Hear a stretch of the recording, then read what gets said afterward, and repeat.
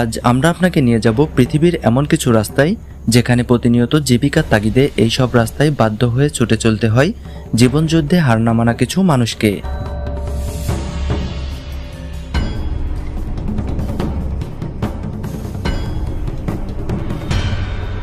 এই সব রাস্তায় প্রতিনিয়ত রয়েছে মৃত্যুর ঝুঁকি। এগুলোকে দেখলে আপনার কাছে মনে হবে আল্লাহ তাআলা আপনাকে কতই না ভালো রেখেছেন। তো চলুন শুরু করা যাক।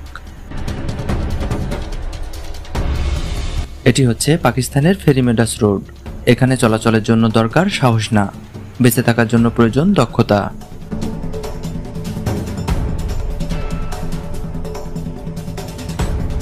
এক পাশে খাড়া পাহাড়ের দেওয়াল এবং অন্য পাশে অসীম গভীরতা। সামান্য একটু অসতর্কতায় যথেষ্ট আপনাকে মৃত্যুর কাছে পৌঁছে দেওয়ার জন্য। কোনো রেলিং ছাড়াই 10 কিলোমিটারের এই আঁকাবাঁকা পথটি 8000 ফুট উচ্চতায় যেন এক মৃত্যুর ফাঁদ।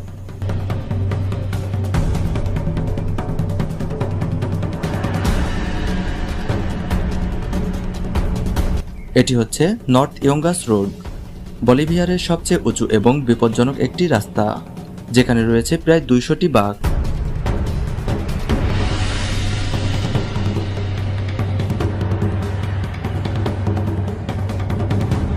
প্রায় 50 মাইল দীর্ঘ এই রাস্তাটি প্রায় 15,000 ফুট উচ্চতায় অবস্থিত, যেখানে ঘন কুয়াশা আপনার চোখের সামনের সবকিছুকে ঢেকে দেবে।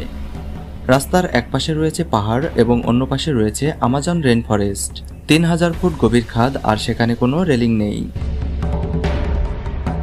শুধুমাত্র একটি ভুল আর আপনি আমাজন রেইন ফরেস্টের গভীর খাদে হারিয়ে যাবেন। এটি হচ্ছে নেপালের কালিকট রোড। এ যেন এক মৃত্যুর হাতছানি, যেখানে প্রতি বছর অসংখ্য মানুষ তাদের জীবন হারায়।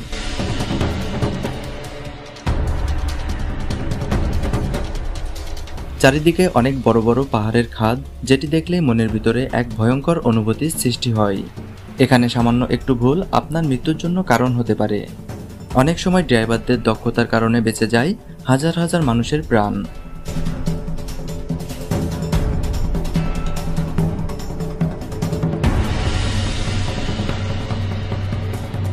Tianmen mountain road, China. একদিকে সুউচ্চ পাহাড় এবং অন্যদিকে গভীর খাদ, যেখানে প্রাকৃতিক সৌন্দর্যের সমাহারে তৈরি এ যেন এক মরণ ফাঁদ।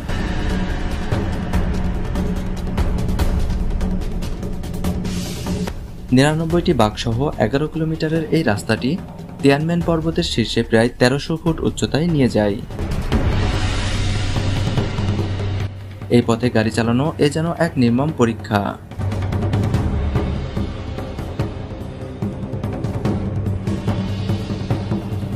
Chongqing token stone highway. এখানকার সরু পথগুলো এ যেন এক মৃত্যুর খেলা।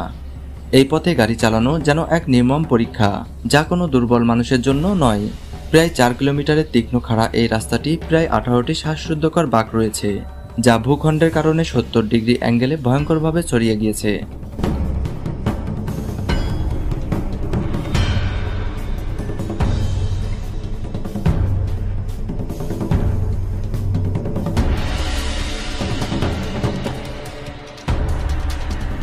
এ যেন এক মৃত্যুর হাতছানি, যেখানে প্রতি বছর অসংখ্য মানুষ তাদের জীবন হারায়।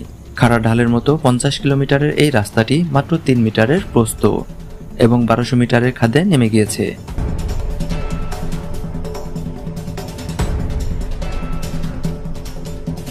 রেলিং ছাড়া এই ভয়াবহ রাস্তাটি বৃষ্টির সময় যেন ভয়াবহ থেকে আরও কঠিনতম ভয়াবহতে পরিণত হয়।